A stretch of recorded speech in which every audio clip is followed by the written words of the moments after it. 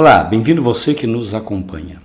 Eu sou o Frei Jacir e hoje, a propósito do Dia dos Finados, eu gostaria de refletir com você sobre a morte e o luto e os mortos. É um dia muito propício para isso, não é? Depois de uma vida bem-aventurada, chegaremos todos à morada celeste. Então, o texto inspirador de nossa reflexão hoje é o das bem-aventuranças de Mateus 5, 1 a 12. E olha o que eu preparei para você. A morte e o luto após uma vida bem-aventurada. E também uma pergunta que não quer calar. E a morte que está vindo da guerra na Terra Santa entre Hamas e Palestina? Qual o significado desse tipo de morte? E por que isso está acontecendo? Bom, primeiramente gostaria de dizer que a morte faz parte da condição humana. Ser bem-aventurado é um estar a caminho. Mas também sempre nos perguntamos, por que morremos? Quem já não sofreu com a morte de um amor, de um pai, de uma mãe, de um parente ou de um amigo? Só quem passou por isso sabe o quanto dói. Eu já vivi isso intensamente, essa dor, com a morte de meus pais. Bom, e a guerra que produz morte? Então, o que significa essa guerra no Oriente Médio que está matando inocentes nesse conflito entre Hamas, a Palestina, e sionistas, Israel? Esse tipo de morte também merece a nossa reflexão. No passado, a morte era celebrada com intensidade. Nas casas, o falecido estava rodeado dos parentes. Na última agonia, uma vela era colocada nas mãos do falecido. Daí a expressão velório à luz de velas. Os familiares expressavam seu sofrimento por meio de roupas pretas ou tarjas pretas. O caixão é produzido pelos familiares. O tempo passou, surgiram as funerárias para preparar o corpo no caixão. A morte passou a acontecer nos hospitais, nos CTIs, e o falecido é velado hoje em dia em velórios públicos. O enterro é rápido, parece que o morto perdeu sua dignidade e deve ser esquecido logo. Infelizmente, isso é a vida pós-moderna.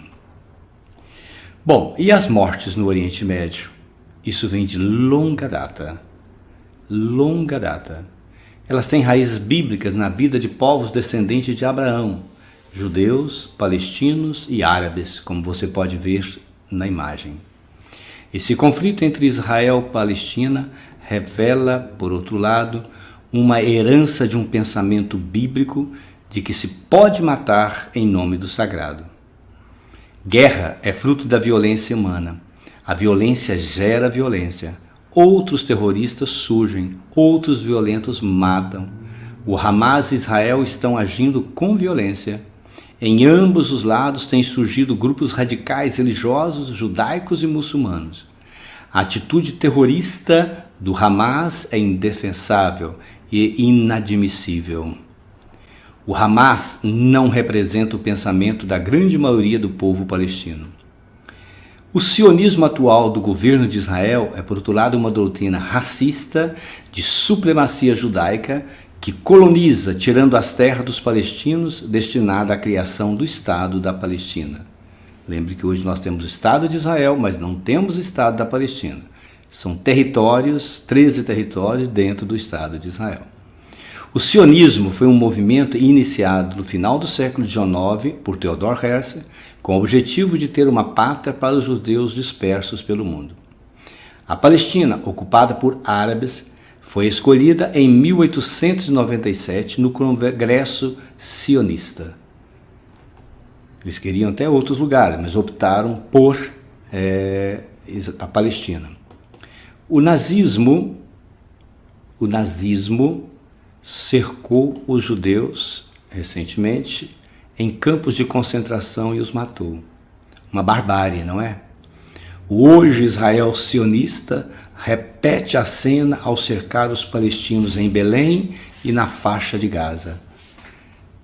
Israel e Hamas matam. Triste sina da terra onde o palestino Jesus de Nazaré nasceu. Quer saber mais sobre isso, com detalhes sobre a história? Acesse no YouTube. Publiquei recentemente uma reflexão com o título O Porquê dessa guerra de Hamas e Israel. Procure pelo meu nome no YouTube e você vai encontrar esse texto.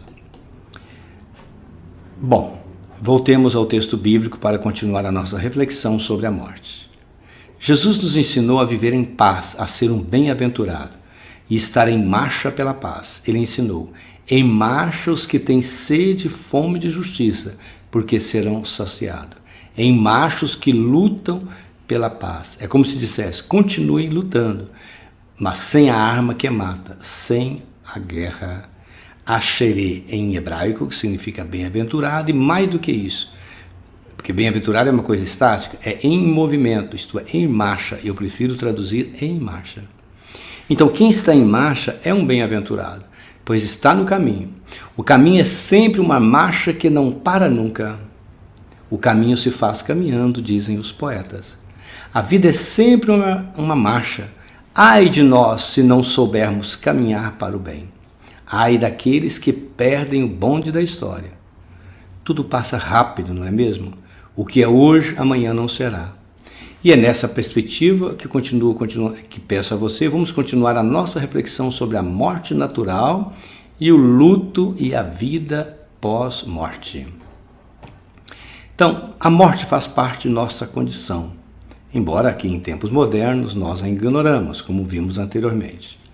Quando a morte chega, os corações dos vivos dilaceram numa dor que parece ser interminável. Bate no peito de cada um de nós a cada segundo o desejo incomensurável de ver quem amamos, mesmo sabendo que no espaço, no tempo físico, na vida terrena, isso nunca mais vai ser possível. No jogo da vida, as cartas mudam de posição. Os mortos, contemplando Deus, nos veem de outra forma, em outro tempo, em outro modo de amar. Para os mortos, o nosso tempo deixa de existir. Já o tempo dos vivos, que é o nosso, se resume em viver a dor do luto. Passar pelo luto para romper a dor da morte. Isto é fundamental. O luto é uma experiência forte para muitos de nós. O entardecer de um enlutado é uma dor doída. Eu me lembro disso direitinho. É como se eu sentisse muito forte, sobretudo com a morte da minha mãe. Quando o dia se fecha nas suas energias vitais, uma dor súbita chega sempre com vigor inexplicável. E como dói saber que não há o que fazer, a não ser sentir a dor e canalizá-la para a memória do falecido, rezar e seguir a faina do dia que parece declinar com a morte. Quem sabe o dia seguinte será diferente? Não será, pelo menos nos primeiros dias, semanas e meses depois da morte. Quando o dia amanhece, a dor é a mesma. Tudo gira em torno do trágico da vida e perguntas sem fim acompanham o nosso dia. Por que isso está acontecendo comigo? Por que não agi desse modo ou daquele modo? Por que eu me descuidei na assistência médica? Por que eu não amei mais? Os porquês se tornam infinitos. Nada de resposta convincente, mas apenas possibilidades que não são mais passíveis de realização. Tudo passa e eu podia ter feito, mas não poderá ser mais realizado. Eu podia ter amado mais, mas não amei. Eu podia, mas não posso mais. Agora tudo é passado. E como dói perguntar sem poder voltar ao túnel do tempo. Todos nós devemos encontrar o seu modo para fechar o luto. Caso contrário, adoecemos e morremos, ainda que permaneçamos vivos. Entra em depressão, quem não fecha o luto, pois fica o tempo todo buscando a felicidade onde ela não existe mais, no amor de sua vida que já foi embora. O falecido não mais vai resolver os meus problemas, ele não vai completar o meu dia, as horas de solidão, o recarregar as energias. Eu fechei o luto por minha mãe com fé e escrevendo a minha experiência de enlutado e com ela. Como isso foi bom. Fechar o luto com fé na ressurreição para abrir no amor de quem partiu, de modo que o amor dele permaneça unido a nós como teias e fios que se entrelaçam invisivelmente na eternidade do tempo. Assim como uma borboleta que sai do casulo, que nos unia fisicamente para estar em todos os espaços do tempo, espalhando o amor. O olhar de quem morre atravessa o tempo e o espaço, pois eles pertencem ao tempo de Deus. Com o tempo, a própria condição humana se encarrega de amenizar a dor, mas libertar dela é impossível. A dor transforma-se em saudade, em memória de um bom tempo vivido. O ainda vivente parece conversar com o falecido, estreitar laços que nunca foram alinhados. Lembrança do tempo que já passou e não volta mais. Lembranças, somente lembranças e nada mais. Com a morte, o falecido devolve a Deus o dom da vida recebido dele. Para nós, resta seguir o caminho das flores que oferecemos aos nossos mortos. Flores de amor eterno que transformam nossas lágrimas em altares de morte, vida e ressurreição, na eternidade do tempo, no amor e no perdão.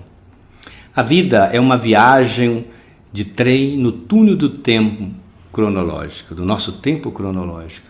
Viajamos em um comboio, vagões da vida se entrelaçam em uma única corrente, em destinos variados, mas todos chegam à estação final, a morte. No entanto, no decorrer do existir, na viagem de nossas vidas, os lugares vão sendo ocupados com esposo, filho, amigos, parentes e por aqueles que nós nem conhecemos. No decorrer da vida, por circunstâncias diversas, os amores mudam, conhecidos vão mudando de vagão, mas seguem a viagem. Outros deixam de ser amigos e mudam de vagão. Uns viajam ao nosso lado e nem nos damos conta. Assim parece ser a vida até um dia em que os amores verdadeiros descem definitivamente para nunca mais embarcarem. É mãe, pai, filho, esposa. Eles descem do trem da nossa vida. O comboio segue, a vida continua e não há mais o que fazer, a não ser conviver com a dor da partida, aceitar a morte dos outros e esperar a própria morte, aumentar a fé e pedir a Deus que nos conforte.